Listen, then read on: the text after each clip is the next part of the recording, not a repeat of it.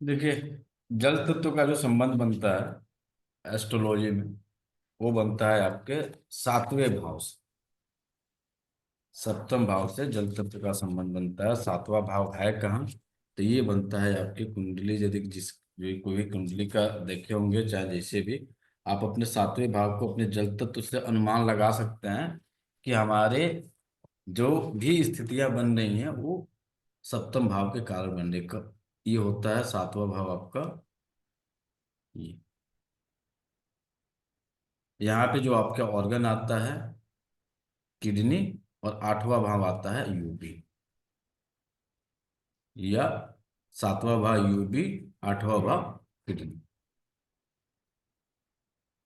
इसका संबंध जो बनता है वह आपके गर्भाशय से, कमर से, मूत्राशय से। आठवें भाव का जो संबंध बनता है वह आपके जांग से, नितंब से, जनन अंग से। इसके अलावा अदर में जब जाते हैं हम लोग, तो सातवां भाव जो बनता है वह बनता है आपके तीसरे भाई से, पत्नी से, पति से, प्रेमिका से। आठवां भाव बनता है आपके ससुराल से। सातवां भाव बनता है आपके द्वितीय पुत्र से। आपका जो दूसरा बेटा होता है वो सातवें भाव से संबंधित होता है। यानी जल तत्व का कमाल देखिए कहाँ कहाँ इसका प्रभाव पड़ रहा है। अब व्यापार से होता है इसका, रोजी रोजगार से होता है सातवें भाव का संबंध।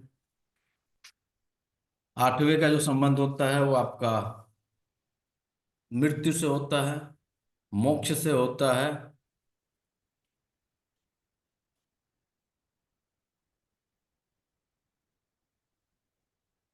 सातवां भाव उत्तम लाभ से होता है, बहुत उत्तम स्थिति आपकी बन रही है, सातवें से संबंध बनता है। उत्तम हानि से संबंध आपके आठवें से बनता है।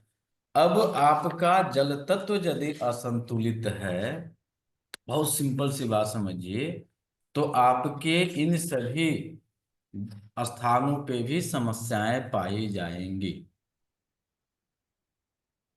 यदि किसी का यूरिन से संबंधित समस्या चल रही है, यदि किसी को कमर में दर्द की समस्या चल रही है, यदि किसी को यूट्रस या फिर ओवरी रिलेटेड कोई समस्या चल रही है, तो उनके व्यापार में भी कहीं न कहीं क्षति होगी।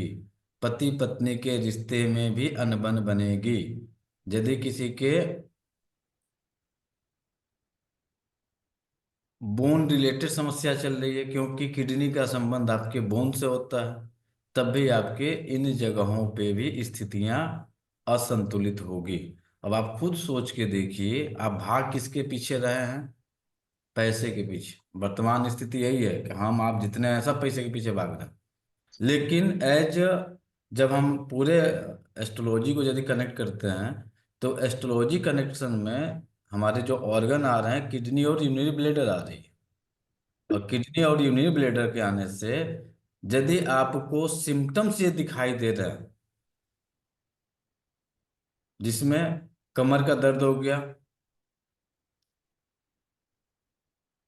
कैल्शियम की डिफिशियंसी हो गई, बोन रिलेटेड समस्याएं हो गई, बार बार यूरिन जाने की समस्या हो गई, यूरिन होल्ड करने की समस्या हो गई, यूरिन में बर्निंग होनी शुरू हो गई, आपके खासकर कमर के एरिया पे इचिंग हो गई, बहुत ज़्यादा ड्राइनेस हो गई, बहुत ज़्यादा कालापन डार्कनेस आ गई, तो आपका जल तत्व जो है कंटिन्यू डिफिशियंसी कंडीशन में जा रहा है। जब जल तत्व डिफिशियंसी कंडीशन में जाएगा, तो भाई साहब आप एड़ी चोटी लगा लीजिए। फाइनेंशियल लेवल पे, पति पत्नी के रिश्ते के लेवल पे, ससुराल पक्ष से रिलेशन वाले मैटर पे आप हमेशा परेशान पाए जाएंगे। एक दिन नहीं, हमेशा के लिए। जितना दिन ये समस्या रहेगी आपकी, उतना दिन इन रिश्तों में तकरार रहेगी। अब किसी हस्बैंड वाइफ के रिश्ते को बहुत अच्छा सुदृढ़ बनाना है, तो हमें किस ऑर्गन पे काम करना पड़ेगा? तो वह है हमारा जल तत्व, वह हमारी है किडनी, वह है हमारा ब्लेडर। अब आपको और थोड़ा सा सरल करते हैं। जल तत्व का संबंध जो बनता है वो आपके सर के बाल से बनता है। यदि आपके बाल बहुत सुनहरे हैं, बहुत खूबसूरत बाल हैं आपके, लहलहाते बाल हैं, सिल्की बाल हैं, समझ जाइए कि इस इंसान का जल बहुत ही स्ट्रांग है, बहुत ही मजबूत है, इनके रिश्ते बहुत मजबूत हैं। और बाल यदि कंटिन्यू टूटना शुरू हो जाए, तो जब किसी का बाल झड़ता है तो इलाज आदमी कहाँ पे जा करता है? लाओ भैया तेल लगा लो, तेल लगाने से आपका बाल नहीं ठीक हो सकता है। बहुत सिंपल कंसेप्ट है। चाहे आप दुनिया का कोई भी तेल लगा लीजिए, यदि आपका बाल टूट रहा है तो टूटना रुकेगा नहीं। टूटना रुकने के लिए आपको अपने जल तत्व को संतुलित करना पड़ेगा। और वह जल तत्व का ऑर्गन जो है वो आपकी किडनी है, वो आपका ब्लेडर है। और तेल जो आता है जल तत्व में ही आता है। तेल जो आता है वो जल तत्व में ही आता है। तो तेल लगाने से आपका बाल रुकेगा नहीं, थोड़ा बहुत कम होगा, क्योंकि जल तत्व की ऊर्जा कुछ आपको यहाँ पे इनहेंस हो रही है, तो थोड़ा बहुत कम होगा, फिर झड़ना शुरू, टूटना शुरू। काम किस पे करेंगे? तो इसके लिए हमें अपने किडनी की ऊर्जा को संतुलित करना पड़ेगा। जितने भी लोगों के फाइनेंशियल स्थितियां अस्त व्यस्त होना शुरू होती हैं, तो आप वाच कर लीजिएगा, अपने जीवन चक्र को एक बार घूम लीजिएगा पीछे साइड में जाके। जब जब आपके पास से पति पत्नी के रिश्ते में अनबन शुरू होगी, जब जब आपके पास पैसे का उथल पुथल मचेगा, जब जब आपका व्यापार उथल पुथल मचेगा, आपके बाल टूटेंगे। आपके बाल अंधाधुन ऐसे हाथ में डालेंगे, दो तो दो चार मुट्ठा मुट्ठाना शुरू हो जाएगा। जियो बाल रुकना शुरू हो गए, समझ जाइए कि आपका व्यापार अब स्टेबल होना शुरू हो गया, रिश्ते स्टेबल होने शुरू हो गए। और जितना ज्यादा टूटेगा, कहीं ना कहीं से रिश्ते में कुछ न कुछ अनबन, व्यापार में अनबन, ससुराल पक्ष से अनबन चल रही है। अब आपको इसको यदि ट्रीटमेंट व्यू में चलना है, तो बहुत सिंपल सा उपाय बता रहे हैं आपको। क्या करना होगा? एज एक्यूप्रेशर के जो ट्रीटमेंट चार्ट हैं, डॉक्टर देवेंद्र बोरा सर के अनुसार, आपकी किडनी जो आती है वो आपके हथेली के इस पार्ट पे आती है, हथेली के सामने वाले पार्ट पे। ये किडनी का पार्ट 26 नंबर देखिए। आज आपकी किडनी सबसे महत्वपूर्ण अंग है। ये आपके जीवन की दिशा और दशा को बदलती है। किडनी और ये ब्लैडर, ये दोनों मिलके पूरे जीवन की दशा और दिशा को बदलते हैं। क्योंकि जब आपके पास रोजी रोजगार रहेगा तो आपका दशा बदलेगा। अच्छी लाइफ पार्टनर यदि मिल गई, उसके अच्छे एनर्जी मिल गई, तब भी तो जीवन बदलता है। अब एक चीज देखिएगा, खासकर कहावत है गाँव में, कि लड़का यदि कुछ कर नहीं रहा है तो इसकी शादी करा दो, करना शुरू कर देगा। इस तरह के शब्द मिलते हैं। यदि बेटा कुछ नाकामयाब हो रहा है तो इसकी शादी करा दो, सुधर जाएगा, या कुछ करने लगेगा। चाहे ईस्ट हो, चाहे वेस्ट हो, चाहे नॉर्थ हो, चाहे साउथ हो, या सेंट्रल हो, जहां से भी लोग हैं, सबकी एक सोच होती है, इसकी शादी करा दो ठीक हो जाएगा। अब कुछ लोगों की शादी के बाद से जीवन जो है अचानक से चेंज होती है, कुछ की शादी के बाद से अचानक सा गर्त बन जाता है। यह कौन करता है? यही आपकी किडनी करती है, यही आपका यूरिनरी ब्लैडर करता है। दूसरा कोई ऑर्गन नहीं है। इसका जिम्मेदार जो है किडनी और आपका यूरिनरी ब्लैडर है। तो यूरिनरी ब्लैडर का ट्रीटमेंट आपको हमने पहले दिन बताया था।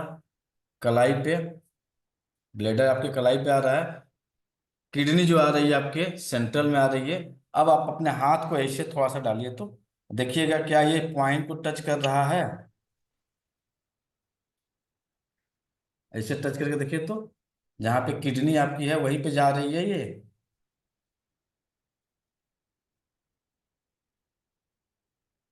ये किडनी के पॉइंट है, पीछे साइड में। हाथ को ऐसे, अपने दोनों हाथ को ऐसे उल्टा लीजिए, ऐसे लेने के बाद से ऐसे दबाइए,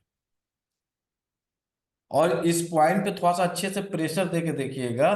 किसी किसी को एट ए टाइम जब आप यहाँ पे प्रेशर देंगे, आपके पैरों में, आपके पेट में कहीं ना कहीं हलचल मचनी शुरू हो जाएगी। और जिस किसी को दर्द वगैरह है कमर में, आप यहाँ पे दबा के देखिए आपको राहत मिल रही है कि नहीं मिल रही है, ऐसे दबाइए।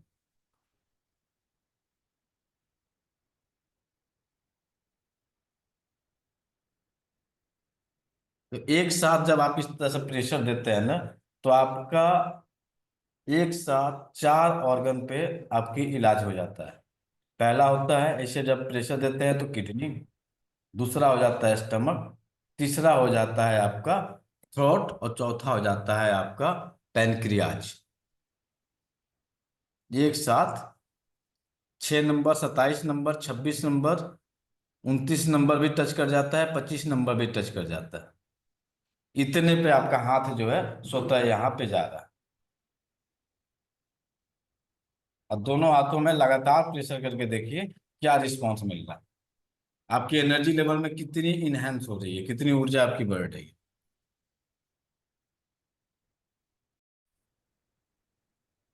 और जल तत्व का संबंध बनता है आपके कान से। अब आप आपको एक और छोटा सा सिंपल आपको सिम्टम्स बता रहे हैं, जिसको जिसको चेक करना है कि जल तत्व हमारा कितना अच्छा है कितना अच्छा नहीं है। आप दोनों कानों को पैक करिएगा, तो देखेंगे कि आपके कान से यदि आवाज आ रही है, वो आवाज कैसी होगी, सिट्टी की होगी, झिंगुर की होगी, तिलचट जो होता है शाम के समय में खासकर देखेंगे कि गाँव में, अब तो शहरों में नहीं मिल रहा, या फिर पानी की धारा बह रही है उसमें कलकल की आवाज आती है पानी की। जब कहीं आप नदी के किनारे खड़ा होंगे तो पानी जो बहती है, वो पानी की आवाज, सिट्टी की आवाज, हवा की आवाज। दोनों कान को ऐसे पैक करिए। अब पैक करके चेक करिए, एकदम पैक, एकदम पूरा पैक करिए, पैक करके चेक करिए। यदि आवाज आ रही है तो आपका जल तत्व असंतुलित हुआ है। आपको अपने जल तत्व की ऊर्जा को बहुत अच्छे से ठीक करना पड़ेगा, थोड़ा सा नहीं, बहुत काम करना पड़ेगा, तब जाके आपकी सारी चीजें ठीक होंगी। हम हो, आप हो, चाहे कोई भी हो, यदि कान में आवाज आ गई, समझ जाइए कि आपके जल तत्व की ऊर्जा में कहीं ना कहीं कंटिन्यू कमी होनी शुरू हो गई है। यह जब कमी होगी तो जितने इसके पीछे वाले लक्षण थे, वो सारे लक्षण कंटिन्यू चल रहे हैं, चल रहे हैं, चलेंगे नहीं। ऑलरेडी वो एक पाइपलाइन बन चुकी है। इतनी इसका प्रभाव पड़ता है। अब चलिए, जल तत्व तो और क्या खेल खेलता है। जल तत्व को जब वास्तु से कनेक्ट किया जाता है तो जल तत्व की जो दिशा होती है, गंगोत्री यमुनोत्री, भारत की जल की दिशा क्या है, उत्तराखंड। जी। यमुनोत्री, गंगोत्री हाँ। निकल रही है, हिमालय आपका आ रहा है। जी। सेम उसी तरीके से जल तत्व की जो दिशा होती है, वह दिशा होती है उत्तर। तो उत्तर दिशा का मतलब क्या होगा, कूलिंग, ठंडा है ना ये। हम्म। आपके घर में भी यदि यह स्थिति बनी हुई है कि नॉर्थ डायरेक्शन में कूलिंग है, ठंडा है। अब ठंडा कैसे आएगा, ठंडा आने के दो रास्ते हैं, पानी और हवा। दोनों का जब मिश्रण होता है तो क्या होती है, ठंडी हवाएं, ठंडा ठंडा वहां पे रहता है। तो यह दिशा थोड़ा सा जल से संबंधित तो रखा जाता जाए, तो यहाँ पे भी हमारी स्थितियां अनुकूल बन सकती है।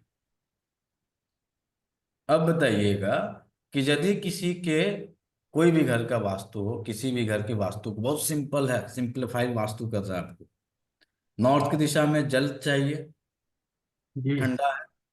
अब आपने यहाँ पे किसी कारणवश अग्नि को ला दिया तो जल की स्थिति क्या बनेगी, जल जाएगा। अग्नि जब आएगा तो जल की स्थिति क्या बनेगी, जल कम जो हो है जाएगा। उड़ना शुरू हो जाएगा, भाप बन के उड़ना शुरू हो जाएगा।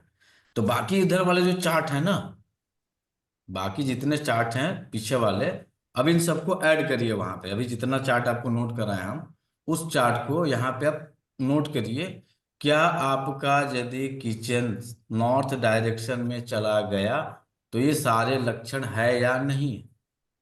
और सिंप्लीफाई करते हैं आपको, दुनिया का कोई भी क्रीम लगा लीजिएगा, यदि आपके घर का किचन नॉर्थ डायरेक्शन में रहेगा, दुनिया का कोई क्रीम लगा लीजिए, कोई पाउडर लगा लीजिए, चेहरे पे ग्लो नहीं आ सकता है। जब तक आप उसको बैलेंस नहीं करिएगा, चेहरा आपका चमक नहीं सकता है। रहेंगे 30 साल के, दिखेंगे 40 साल। कारण क्या है, जल तत्व जब घटता है तो जल तत्व की जो कलर है, जो जल तत्व की जो ऊर्जा है, वह डार्क ऊर्जा है। तो आपके जीवन में भी डार्कनेस आएगी और आपके चेहरे पे भी डार्कनेस आएगा। और ये किसको आएगा, मैटर आएगा कि किसको आएगा? तो किचन यदि बात हो रही है तो किचन का मालिक कौन होता है? घर की महिलाएं होती नहीं। हैं। तो उन महिलाओं को चेहरे पे हमेशा डार्कनेस पाया जाएगा। वो डार्कनेस तीन चार जगह खासकर होगा। पहला होगा आंख के इस एरिया पे, ये काला पड़ जाएगा। जब इनसे आप बात करिएगा ना तो ये लोग, श्रीमती जी लोग कहेंगी रात में बहुत काम रहता है, रात में बहुत जागते हैं। और जब यंगस्टर से पूछिएगा तो रात में बहुत स्टडी करते हैं। वो लाख कुछ भी कर रहा है, डायरेक्ट आप बोल दिए तुम्हारे घर का किचन नॉर्थ डायरेक्शन में है क्या, सामने वाला क्या सोचेगा, अरे ये तो बहुत ज्ञानी बाबा है भैया, तो बहुत जानकार आदमी है, ये तो हमारे बारे में बता दिए। कुछ नहीं है, सिंपल है, केवल कनेक्शन जो आपको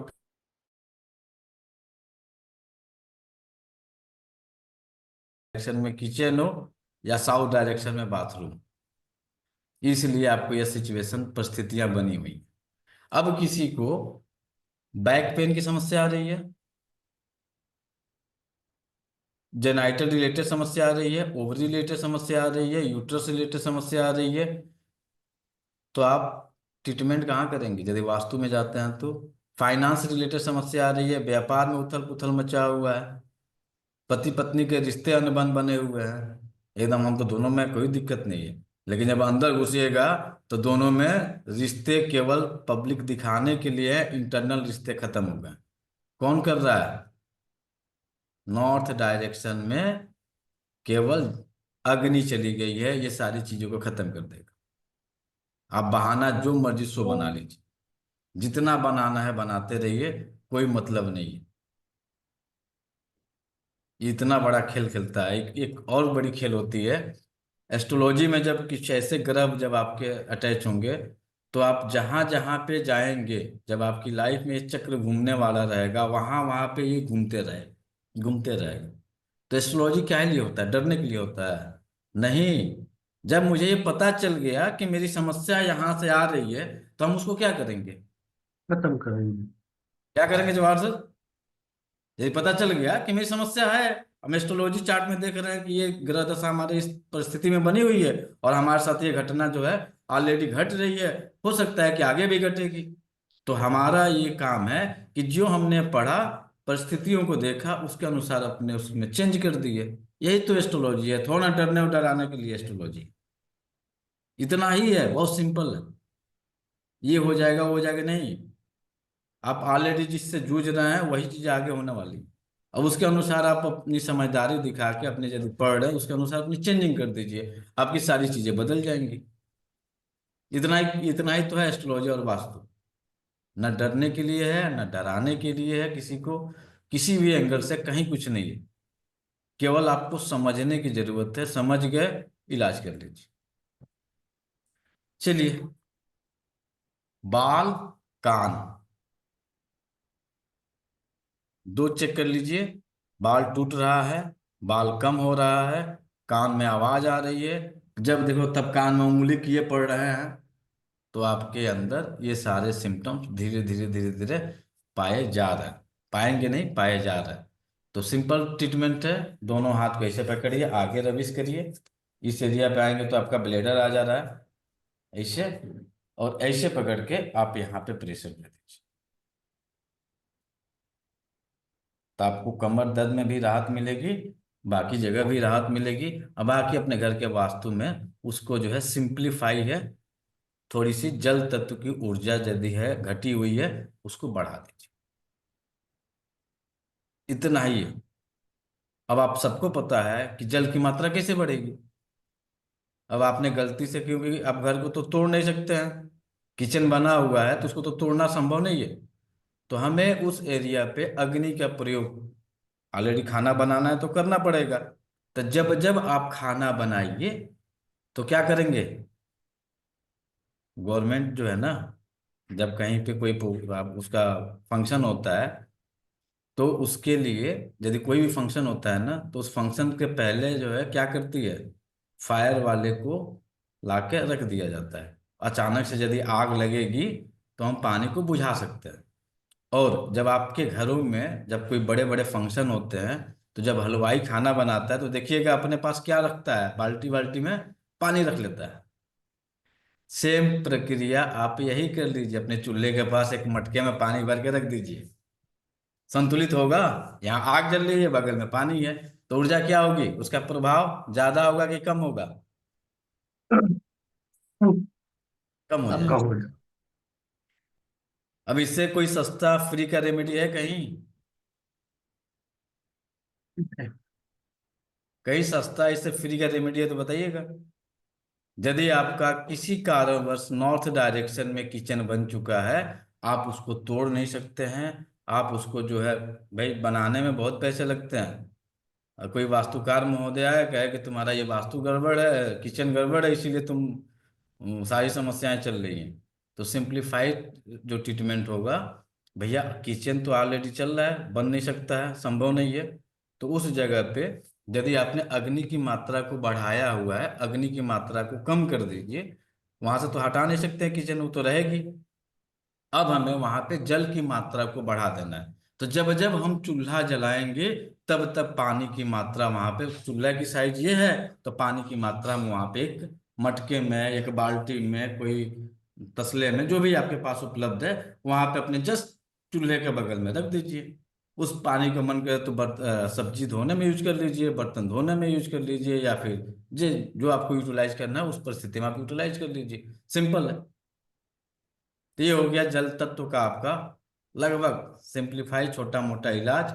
एक्यूप्रेशर में भी मिल गया, एस्ट्रोलॉजी में मिल गया, वास्तु में भी मिल गया। कहीं कंफ्यूजन है किसी को तो बिंदास होकर पूछ सकते हैं, फिर अगले एलिमेंट पे हम चले। जब अगले तत्व की बात हम लोग करते हैं, पहला आकाश था, दूसरा जल, तीसरा आता है हमारा वायु तत्व। जब क्रिएशन में हम लोग चलते हैं तो तीसरा आता है वायु तत्व। और वायु तत्व के अंतर्गत जो ऊर्जा आती है, वह ऊर्जा आती है हमारी, जो ऑर्गन हमारे बनते हैं, वह ऑर्गन बनते हैं लीवर और गाल ब्लेडर। वायु का काम क्या है? मोमेंट, गति प्रदान करना। वायु का मेन ऊर्जा है गति प्रदान करना, मूवमेंट देना।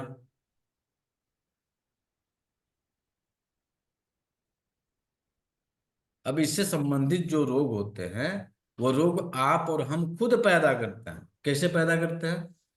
जब आपको अपने लीवर, गॉलब्लैडर या विंड एनर्जी को संतुलित करना है, तो क्या करना पड़ेगा? हमें अपने बॉडी में मूवमेंट लाना पड़ेगा। जितने मूवमेंट रहेंगे उतने हम अच्छे रहेंगे। मूवमेंट की ऊर्जा घटी तो बाकी चीजें जो है असंतुलित होंगी। और बाकी में क्या होता है, पंचतत्व सिद्धांत के अंतर्गत जब हम चर्चा करेंगे, तो थोड़ा सा इंडिकेशन आपको कर देते हैं ताकि और सरल हो जाएगा।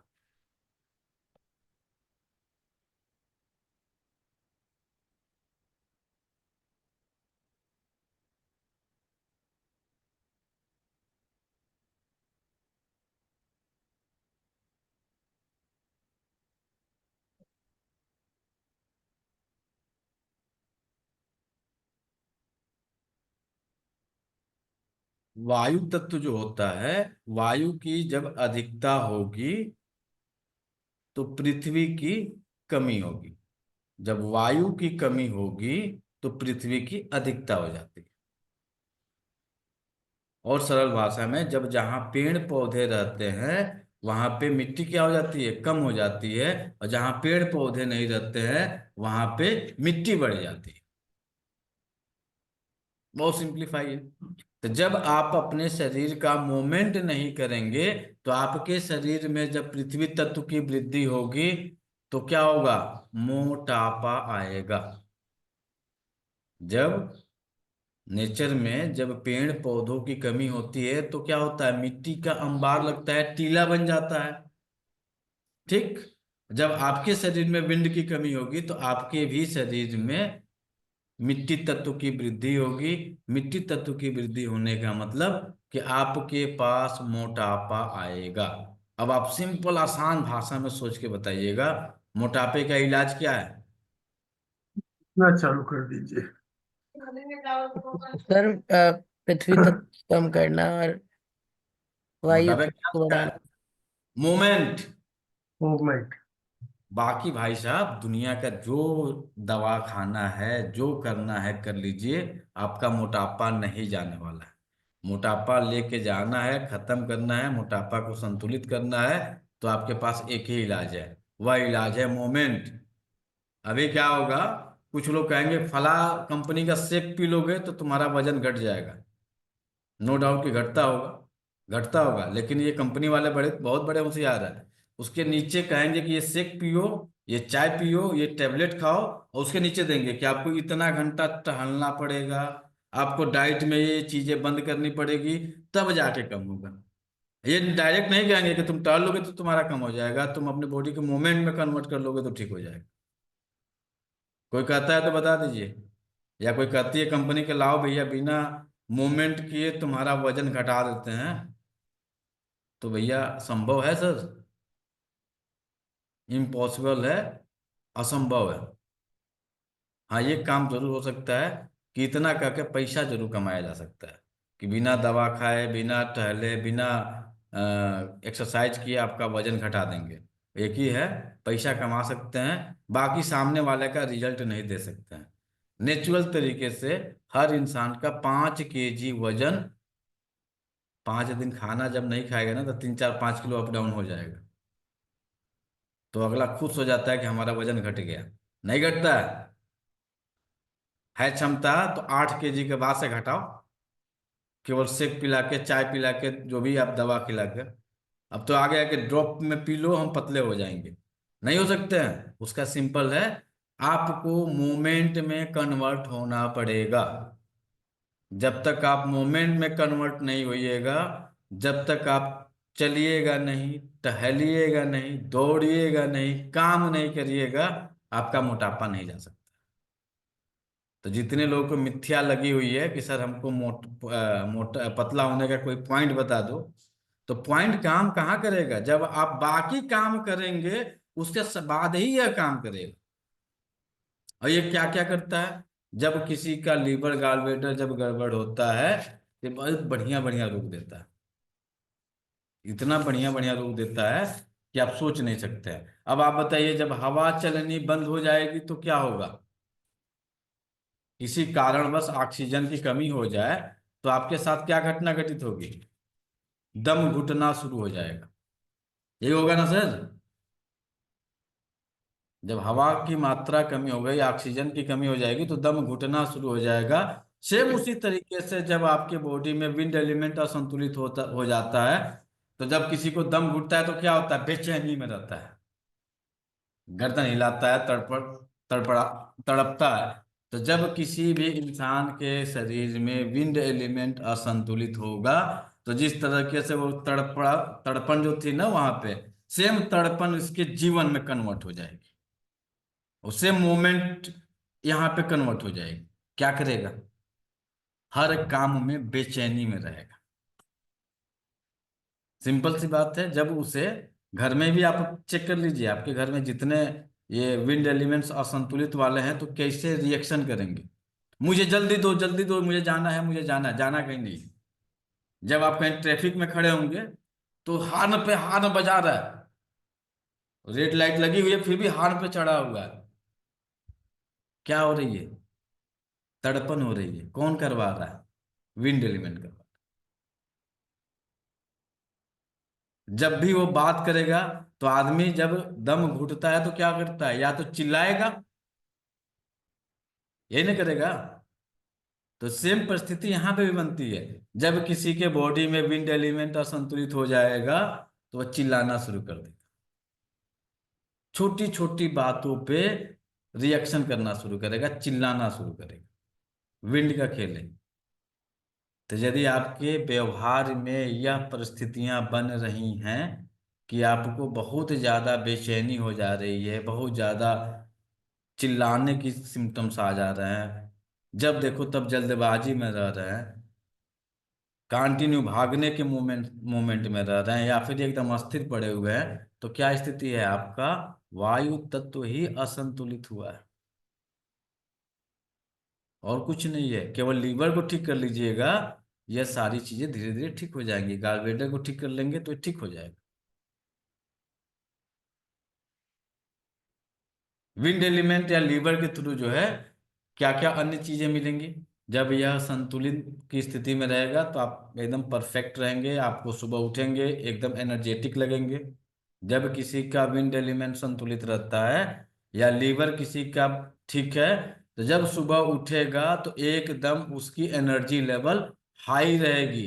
और जब किसी का लीवर गड़बड़ रहेगा तो वह बेड से उठेगा, सोफा पे सोएगा, सोफा से उठेगा आंख मसलते हुए, जबरदस्ती किसी कार्य को करेगा, और हर कार्य में उसको बेचैनी रहेगी,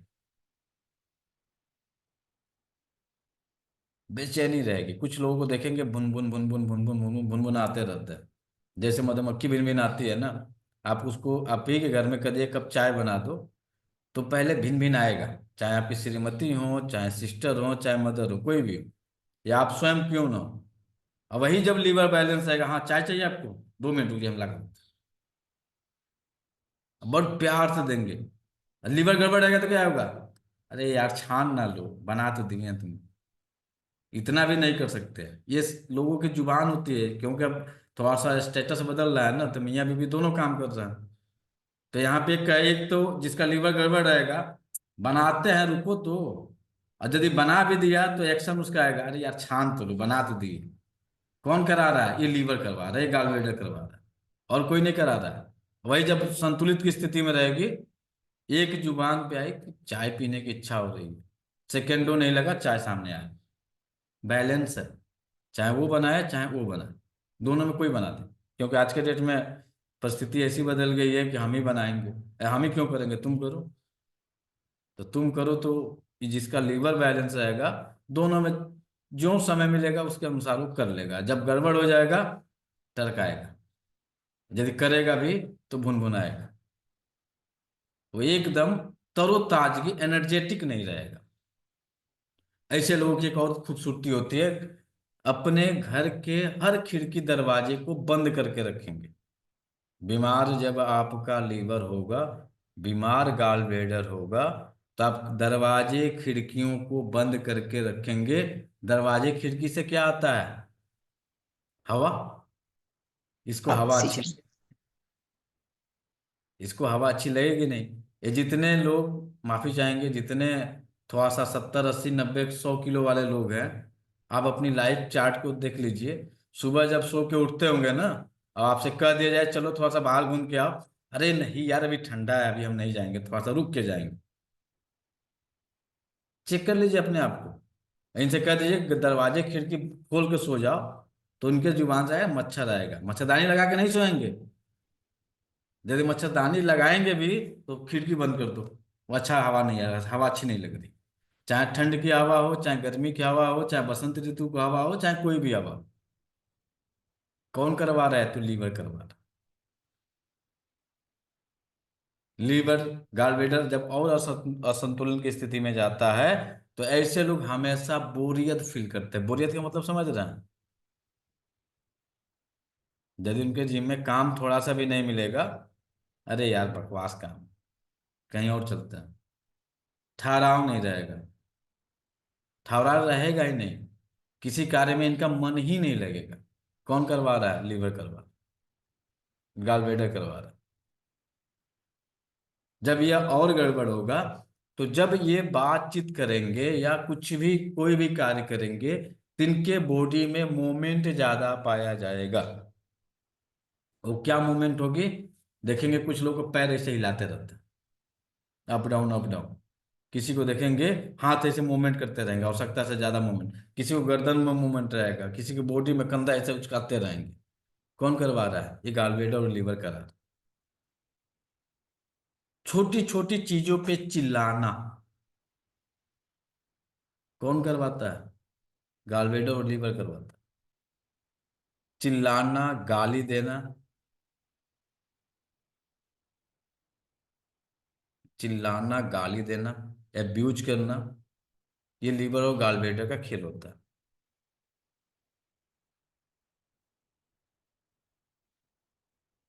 एक क्वेश्चन है, तो क्या पंजाब के लोगों का लीवर गॉलब्लैडर गड़बड़ रहता है? क्वेश्चन मार्क है। क्या पंजाब के लोगों का लीवर गॉलब्लैडर गड़बड़ रहता है? क्योंकि पंजाब, दिल्ली, इन जगहों पे सबसे ज्यादा एक आम भाषा है वहां का, एब्यूज। क्यों सर? है। मैक्सिमम लोगों के जो वहाँ की जुबान है वहां पे गालियां मिलती हैं। है बिल्कुल सही। बाकी आम आदमी के लिए वो, खासकर यदि अदर स्टेट के लोग जाते हैं तो उनके लिए बहुत अच्छी नहीं होती है, लेकिन उनके लिए एक आम भाषा, आम, सिंपल है वो। एब्यूज नहीं कर रहे हैं वो, तो प्यार से बात कर रहे हैं। ऐसा क्यों होता है?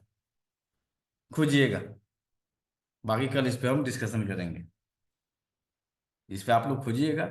बाकी कल के लिए हम इसका हम पूरा डिटेल, जब आगे के जब पढ़ेंगे हम लोग, तो उस पर पूरा डिटेल दे देंगे क्या कारण है कि पंजाब, हरियाणा, दिल्ली के लोग जो है ज्यादा से ज्यादा एब्यूज करते हैं। उसका क्या ट्रीटमेंट होगा।